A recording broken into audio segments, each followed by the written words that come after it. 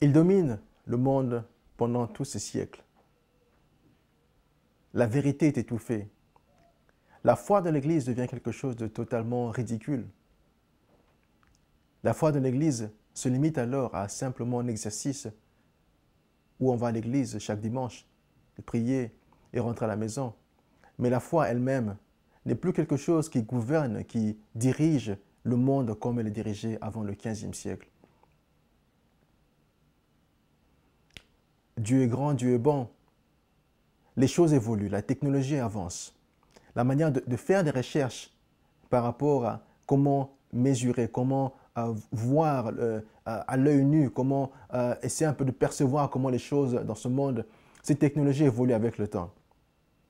Arrive alors, en 1927, une grande conférence au niveau du Danemark et on voit la participation beaucoup d'éminences grises, notamment celui qu'on connaît dans beaucoup de pays, Albert Einstein.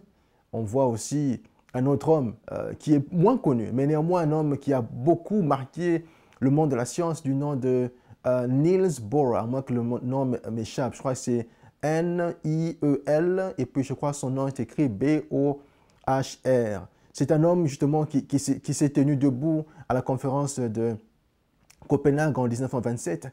Et il a dit que la technologie avait évolué et après avoir fait des recherches par rapport à certaines particules atomiques qu'il était en train d'observer, il a vu qu'il était totalement possible que deux particules éloignées dans l'espace puissent néanmoins se comporter de manière cohérente. Il avance cela comme un fait, non pas simplement comme une opinion. Malheureusement, ou heureusement, lors de cette conférence, des gens comme Einstein s'opposent à lui. Ils disent, pour que cela soit possible, il faudrait que la vérité ou l'information entre ces deux particules atomiques ait alors traversé l'espace qui les mettait alors loin l'une de l'autre et traverser ces espaces à une vitesse qui serait supérieure à celle de la vitesse de la lumière.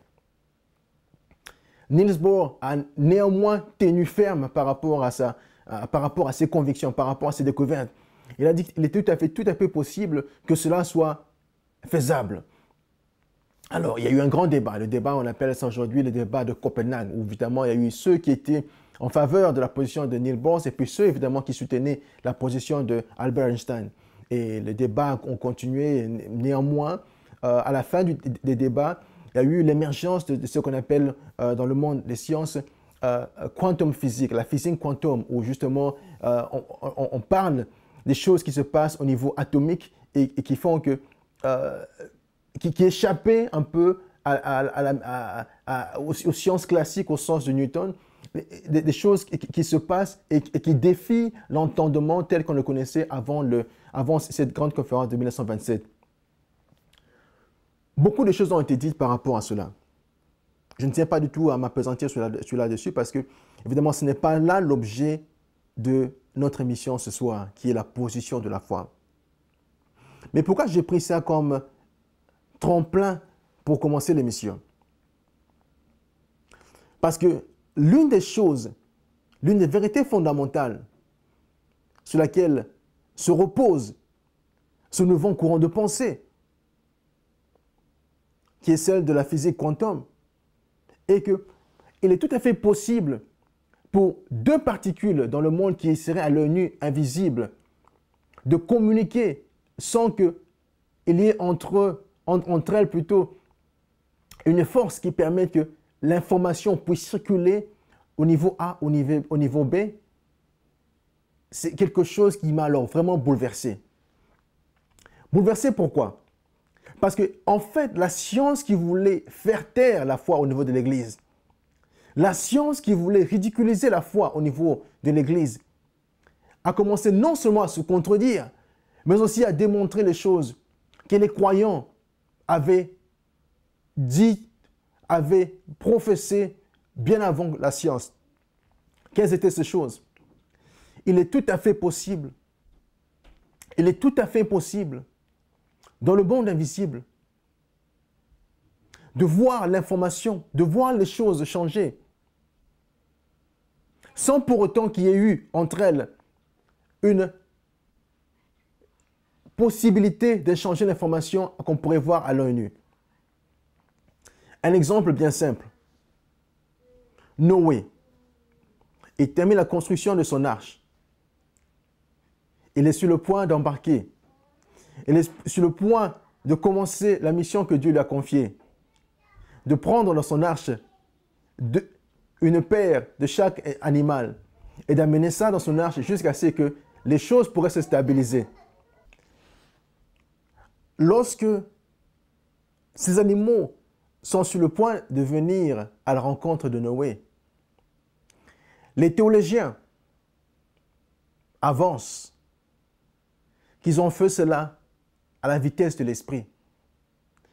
Que toutes les espèces qui devaient venir entrer dans l'arche de Noé, s'il était humainement possible de chercher à les rassembler, espèce par espèce, partout où ils étaient, il aurait fallu à Noé plus qu'1 an pour rassembler toutes les espèces de par le monde et les mettre au-dedans de son arche. Mais la rapidité avec laquelle ces espèces ont quitté là où elles étaient pour arriver jusque dans son arche, c'est la vitesse de l'esprit.